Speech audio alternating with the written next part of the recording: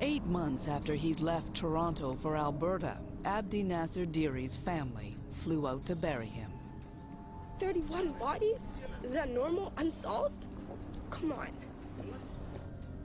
His murder in Fort McMurray was the latest in a deadly trend. In the last 5 years, more than 24 young Somali Canadian men have been killed in Alberta. Not a single case has been solved. Why do you think somebody wanted Abdi Nasser dead? They probably seen him as a threat. He was just a person that wasn't scared or intimidated by anybody. What do you mean by that? And I want to know who did this to him, because he did not deserve that. He did not deserve that. Why did he move out to Alberta? What was he looking for when he came out here? I don't know, honestly. He was going to go see his family. All we know is...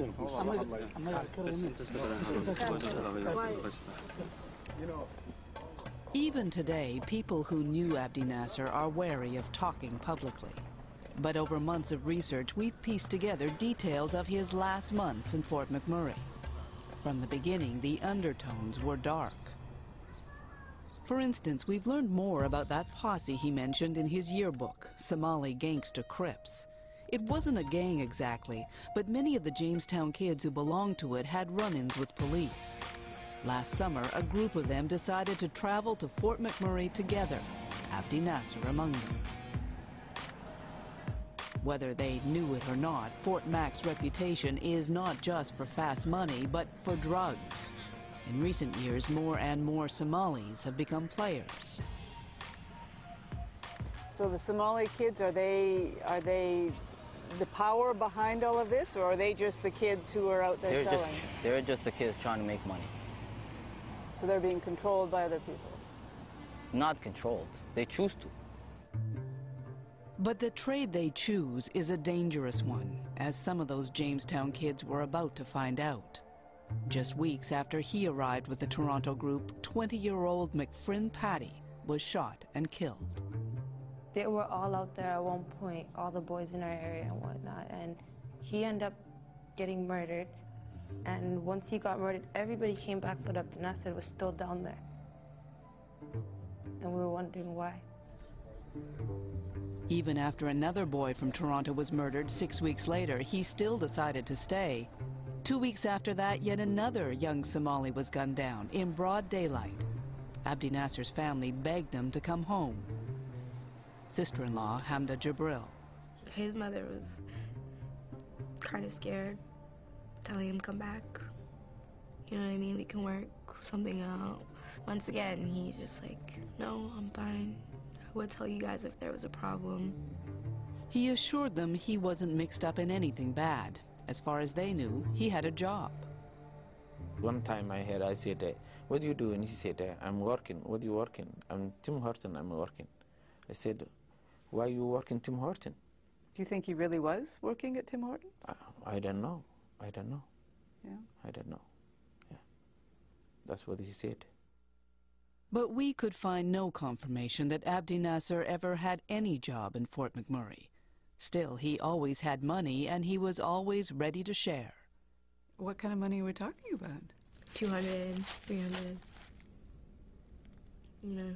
That's pretty generous if you're working in a fast food restaurant. I mean, he was also sending money to his mother. They'd be having conversation, and she'd be like, I miss my car payment, and then out of nowhere, he'd be calling her and say, hey, pick up this money from Money Mart. And then she'd be like, what are you doing? Send me money. He's like, don't worry, just pay off your car payment. You know, like, he would just make sure that she had nothing to worry about. In February, 2 more Somali Canadians were found dead in Alberta. The growing body count demanded an explanation. Tonight, it was murder. In less than a year and a half, 7 young Somali men have been shot and killed. There were theories, everything from deranged gunmen to battles with biker gangs. At Halima's kitchen in Fort McMurray, they didn't know what to think. They said the kids don't want to work. We went to school, we did everything. No guidance, no parents. We came from all the way back home. We're struggling. You know what I'm saying? They're so But slowly, even the older generation began to understand that the murders were not the work of some mysterious outside force. The answers and the culprits were closer to home.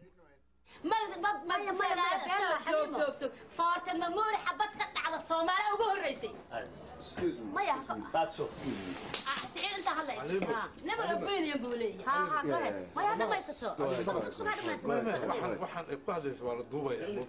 it's okay. Somalida ugu horreysay wax bad bilaabay in ma Thank you. Maya.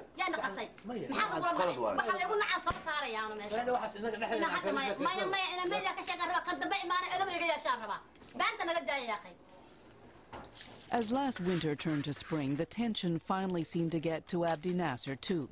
One day he announced he'd made a decision to go home. Halima's daughter, Shukri. Oh, Auntie, I forgot to tell you, I'm going back to school. I said, what, you're going back to school? He goes, yeah, I'm going back to school. And guess what I'm taking? I said, what? He goes, power engineering. I said, why power engineering? He said, because it's only 2 years, because by the time I'm 21, I'll have something and I can get a job. I said, then what do you think is next? He goes, oh, the dream. I said, what's the dream? A house, a mortgage, a beautiful car, a wife, a beautiful wife. He said that I can hold her. And I said, she better not be tall. He was very jokester. Yeah, and he just had he had it pictured. 5 days before he died, Abdi Nasser showed up unexpectedly at his sister-in-law's in Edmonton. They say in our religion that when someone's about to die, that they don't know, but their soul knows, you know, like, he was just acting like, it was the last time we're gonna see him, like, he's acted so, like, loving, saying things like, oh man, I love you guys, I'm so happy to see you guys, you know, like. He'd driven 5 hours to get there, told them he'd done some shopping, and was on his way to the bus stop to catch the Greyhound back. He took his brother upstairs and he said, they had a long chat, and he's like, just stay, you know, like, just stay. He gave him some money and he's like, no, I don't want your money. Who gave? Abdi Nasser gave my husband money. He's like, no, it's okay, I don't want your money, you know? Just keep your money, I'm good. He's like, no, take it, please. And he just left it on the dresser.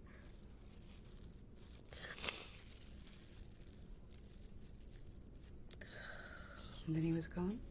He was gone. It just felt like that was his goodbye, you know? And we didn't even know.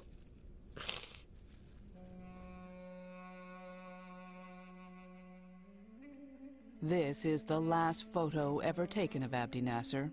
2 days after he emailed it to his mother, he was dead. On the evening of April 20th, he ate dinner at Halima's kitchen. At about 8 o'clock, he phoned his mom, told her he was with a friend from Jamestown Crescent. I said, okay, take care, guys. Don't go outside. And they say, okay, auntie, we take care of ourselves. By midnight, he was at his apartment. Looking back, Fadumo says there was something strange in her son's voice that night, an uneasiness. Me and mother, I feeling my son. He's not minister happy. I think he afraid. And I say, Abdi Nasser, when you come back? He say, Mama, I come back this week. That was the last thing he ever told her. What happened next is now at the heart of the RCMP's investigation. The police won't confirm anything, but the family tells us they've talked to that friend who returned with Abdi Nasser to his apartment that night. He tells them that what ended as a murder began as a robbery.